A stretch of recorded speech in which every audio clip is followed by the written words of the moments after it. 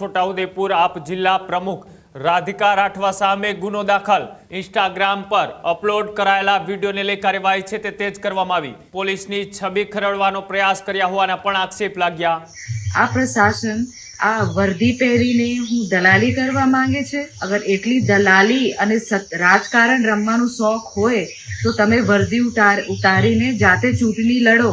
આમ આદમી પાર્ટીના ઉમેદવારોને તમે દાદ ધમકી આપો છો અને ટાઈમ આવશે અને અમે ખુલાસો આપીશું અને એમની વર્દી ઉતરે એવું અમે ચોક્કસથી ફરિયાદ કરવાના છે કે જે પણ આ ષડયંત્રમાં બીજેપીના જે દલાલો છે આવીને અમારા ઉમેદવારોને તોડવા માંગે છે કે એમને ધમકાવે છે એ ચેતી જાય। આખો વિડીયો જોતા પહેલા હજુ પણ અમારી ચેનલને સબસ્ક્રાઇબ નથી કરી તો યુટ્યુબ પર સબસ્ક્રાઇબ કરો અને ફેસબુક અને ઇન્સ્ટાગ્રામ પર ફોલો કરો।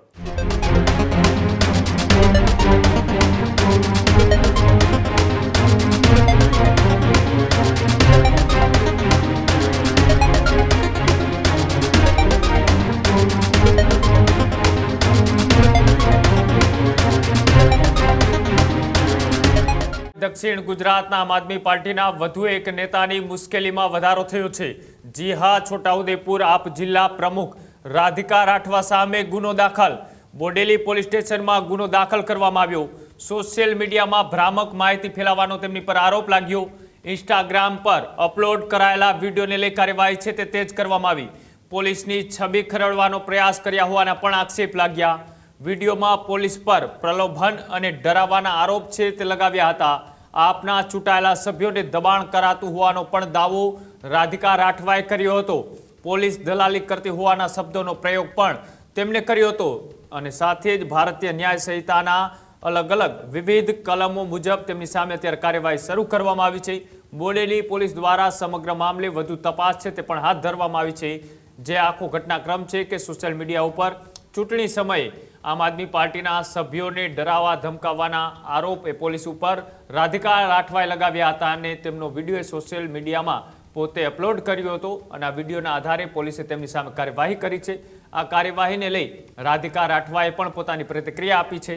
શું કહ્યું અને ત્યારબાદ પોલીસ અધિકારીએ આ કાર્યવાહીને લઈ શું કહ્યું બંને જોઈએ। છોટાઉદેપુરમાં આમ આદમી પાર્ટીની જે બહુમતી આવી છે કવાંટ તાલુકા અને છોટાઉદેપુર અને કદવાલ તાલુકામાં જે ટાઈ પડી છે અને 13 જિલ્લા પંચાયત જે આવી છે અમારી આમ આદમી પાર્ટી એના કાર્યકર્તાએ ખૂબ લડત આપી। પણ હવે જ્યારે અમારે બોડી બનાવો અને સત્તામાં બેસવાનો સમય આવી ગયું છે તો પ્રશાસન જે પોલીસ તંત્ર છે એ અમારા ચૂંટાયેલા ઉમેદવારોને ધમકીઓ આપે છે, એમને ઓફરો આપે છે।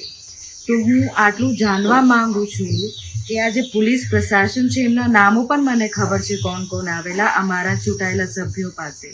આ પ્રશાસન આ વર્દી પહેરીને હું દલાલી કરવા માંગે છે કે એ લોકોની સેવા માટે અહીંયા છે। અગર એટલી દલાલી અને રાજકારણ રમવાનો શોખ હોય તો તમે વર્દી ઉતારીને જાતે ચૂંટણી લડો।